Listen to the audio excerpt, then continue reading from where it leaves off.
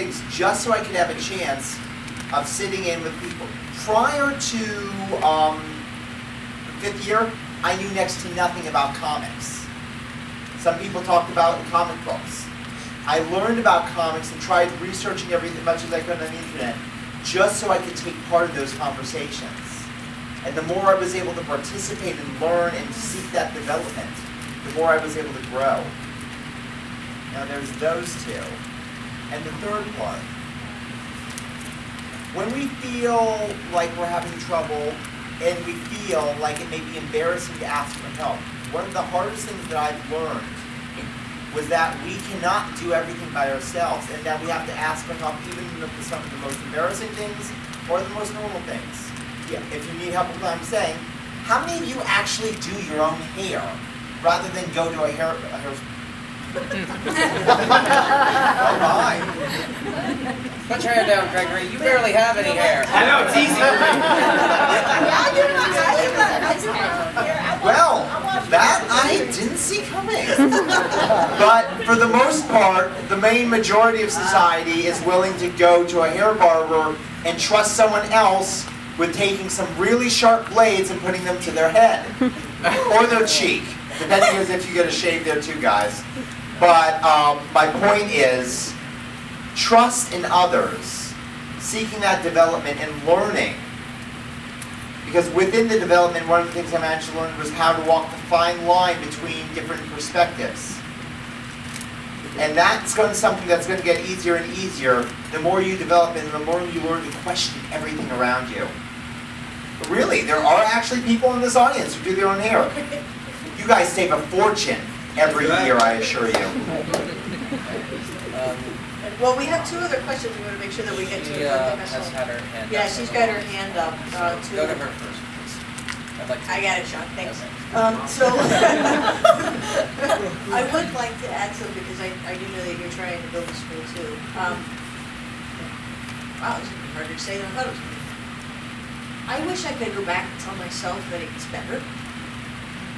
Not very long ago, I got an opportunity to listen to a group of my students perform music that I had written when I was alone. I was 14. And being able to stand in front of people and see something realized in front of me, coming from a time where I thought I was so isolated that I would never give up. So just being able to tell people it gets better. We're going to go to the next question.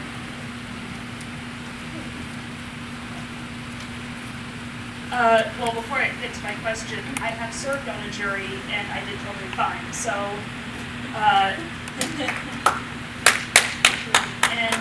the question was regarding how you said that your documentary was rejected because they said you didn't look autistic. What is an autistic person supposed to look like? Exactly! Yes! Yes! That's a great question.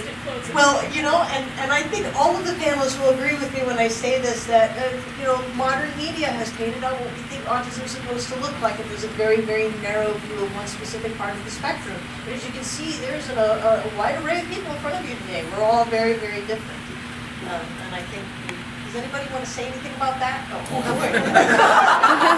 All right, so we're getting close on time, so keep it really short, okay? Okay, so I don't really know how to answer that, but I can say this. I've had people ask me why in the world I qualified for paratransit, or why in the world I've been involved with a sheltered workshop, and say, you look just fine to me. Or other people that have tried to ask, well, do you have a social worker? I know you don't stay by yourself, do you? And I've just had to learn to tell them, hey, why are you judging me based on that? Why aren't you looking at me as a person? So, yeah.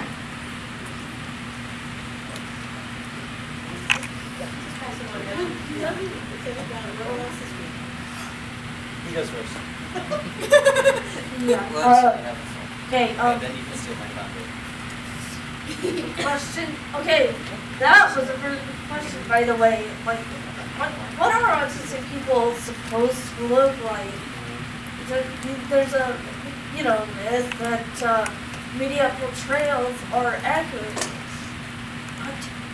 Sorry, but well, you know,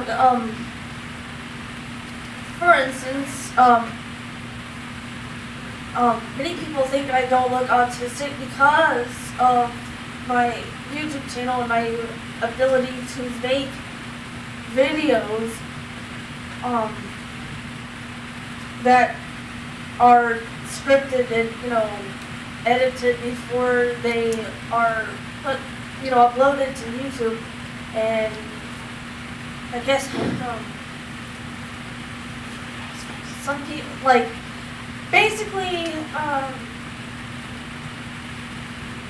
autistic people don't have to look like anything, like, I mean, since we're all different, there's a saying, when you've met one autistic person, you've met one autistic person, which means that, different. And you can never tell that someone is autistic just by looking at them, because